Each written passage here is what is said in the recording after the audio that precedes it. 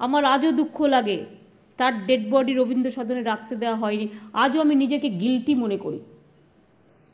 শনিবার নজরুল মঞ্চে উত্তম স্মরণ অনুষ্ঠানে এভাবেই বামেদের খোঁচা দিলেন মমতা বন্দ্যোপাধ্যায়। ক্ষমতায় আসার পর উত্তম কুমারের মৃত্যুদিনে উত্তম স্মরণ অনুষ্ঠানের সূচনা করেন মুখ্যমন্ত্রী। প্রতি বছরের মতো এদিনের অনুষ্ঠানেও সম্মান জানানো হয় চলচ্চিত্র জগতের কৃতীদের। মহানায়ক সম্মান দেওয়া হয় বাপ্পি লাহিড়ীকে। আমাদের সকলের দিদি, তার হাত থেকে আমি আজ মহানায়ক সম্মান পেলাম। আমি জানি এই কালচার বেঙ্গলে,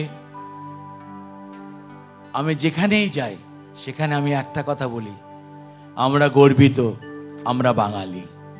বর্ষসেরা অভিনেতা হিসেবে সম্মান জানানো হয় ঋতুপর্ণা সেনগুপ্ত, পরাণ বন্দ্যোপাধ্যায় ও যিশু সেনগুপ্তকে।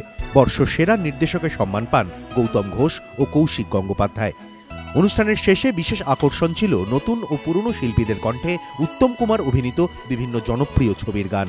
আমি একজন শান্ত শিষ্ট পত্নীনিষ্ঠ ভদ্রলোক, আমি একজন শান্ত শিষ্ট পত্নীনিষ্ঠ ভদ্রলোক, আমি একজন শান্ত শিষ্ট।